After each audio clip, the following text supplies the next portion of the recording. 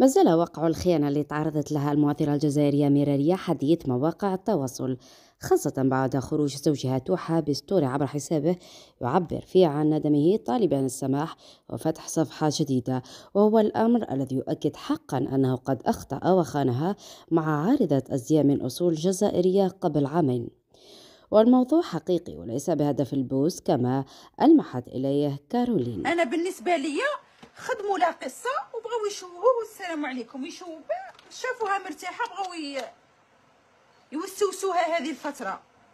أميرة ريا التي قررت الاختفاء وتجنب الدخول في القيل والقال أخيرا أعطت أول رد فعل في الأمر، خاصة وأنها المعني الأول بالموضوع، حيث قالت أنها تشكر الجميع على حبهم لها وأنها أحست به وتأكدت بأن الله يحبها وتدعوهم أنها راح تعود لما تحس روحها واجدة، لكن الآن لازم تحبس وقت وتستريح. وقالت أيضا يرحم والديكم عييت من المواقع التواصل والستوريات وكل واحد يهدر ويمد رايه في هذا البروبلم.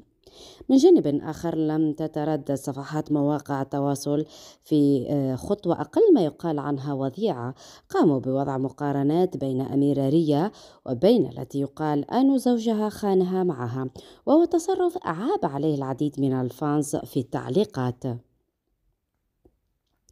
من جانب آخر طرح سؤال الخيانة عن من تسمى أيضا بالمؤثرة رانيا إزميرالدا في سياق إجابتها على أسئلة التي طرحت عنها عبر حسابها في انستغرام إذا كانت تقبل العودة إلى زوجها الذي خانها، مؤكدة أنها ستتركه لأن كرامتها لم تربحها في الطنبلة. الأمر الذي اعتبره البعض أنه تقليل وإهانة في حق أميرة ريا التي قررت تجاوز الحادثة ولم شمل عائلتها والحفاظ على بيتها الزوجي.